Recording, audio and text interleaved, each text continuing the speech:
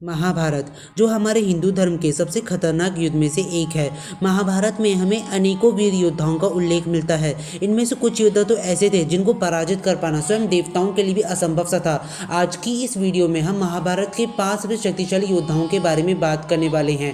आपके अपने channel history of God में आपका बहुत बहुत स्वागत है। अगर आपने अभी तक हमारे चैनल को सब्सक्राइब नहीं किया तो हमारे चैनल को सब्सक्राइब कर दीजिए, इस वीडियो को एक लाइक कर दीजिए, बेल आइकन आएगा उसे ऑल पे सेट कर दीजिएगा ताकि हमारे लेटेस्ट वीडियो सबसे पहले आपके पास पहुंचे। वीडियो की शुरुआत करने से पहले बता देते हैं कि हमने इनमें केवल उन्हीं योद्धाओं को लिया है जिन्होंने महाभारत का युद्ध लड़ा था। नंबर 5 अश्वत्थामा।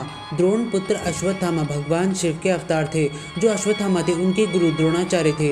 वह धनुर्विद्या में बहुत ही ज़्यादा निपुण थे। गुरु द्रोणाचार्य ने अपने सभी अस्त्रों और शस्त्रों का ज्ञान अश्वत्थामा को दिया था।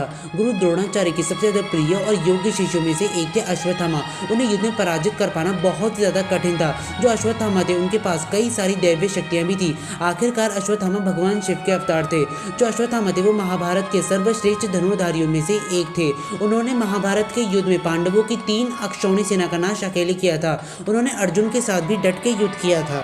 4 भीष्म पितामह। गंगा पुत्र भीष्म द्वापर युग के सबसे शक्तिशाली योद्धाओं में से एक थे। जो भीष्म पितामह थे उन्हें युद्ध में पराजित कर पाना अथवा उनका वध कर पाना असंभव सा था, क्योंकि उन्हें अपने पिता शांतनु से इच्छा मृत्यु का वरदान प्राप्त हुआ था। उनके पास हमारे हिंदू धर्म के कुछ प्रलयंकारी अस्त्र और शस्त्र भी थे। जो भीष्म पितामह थे उन्होंने एक बार स्वयं अपने ही गुरु परशुराम जी से युद्ध किया था, जिसमें उनकी न तो विजय हुई और न ही उनकी पराजय हुई। महाभारत के युद्ध में उन्होंने कौरवों की ओर से युद्ध किया था। वह प्रतिदिन पांडवों की 10,000 सेना का नाश अकेले ही करते थे। जो पांडव थे वो ये बात जान चुके थे कि जब तक भीष्म पितामह युद्ध में है तब तक उनका युद्ध जीत पाना असंभव है। इसीलिए जो श्री कृष्ण थे उन्होंने श्रीखंडी को आगे बुलाया, क्योंकि दोस्तों जो श्रीखंडी थी वह एक स्त्री थी और भीष्म पितामह कभी भी किसी स्त्री पे वार नहीं करेंगे। यह बात श्री कृष्ण अच्छे से जानते थे।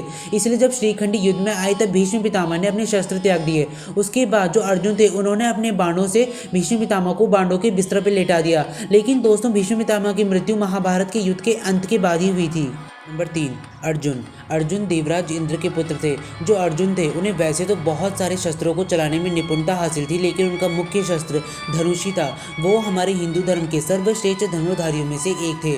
जो अर्जुन थे उनके गुरु द्रोणाचार्य थे। द्रोणाचार्य के सबसे ज़्यादा प्रिय और योग्य शिष्य थे अर्जुन। द्रोणाचार्य ने अपने तकरीबन सभी अस्त्रों और शस्त्रों का ज्ञान अर्जुन को दिया था। अर्जुन ने देवलोक जाके भी देवताओं के कई सारे दिव्यास्त्रों को प्राप्त किया था। महाभारत के युद्ध में उन्होंने कौरवों की बहुत सारी सेना का नाश अकेले किया था। यहाँ तक कौरवों के कुछ महारथी योद्धाओं को भी पराजित किया था। जो अर्जुन थे उन्हें युद्ध में पराजित कर पाना बहुत ही ज्यादा कठिन था। नंबर 2 कर्ण। सूर्यपुत्र कर्ण हमारे हिंदू धर्म के सर्वश्रेष्ठ धनुर्धारियों में से एक थे। जो कर्ण थे उनका जन्म दैवीय कवच कुंडलों के साथ हुआ था। जब तक कर्ण ने इन दैवीय कवच कुंडलों को पहन रखा था तब तक इस सृष्टि की कोई भी शक्ति कर्ण का वध नहीं कर सकती थी। जो कर्ण थे उनके गुरु परशुराम जी थे। कर्ण परशुराम जी के सबसे ज्यादा प्रिय और योग्य शिष्य थे।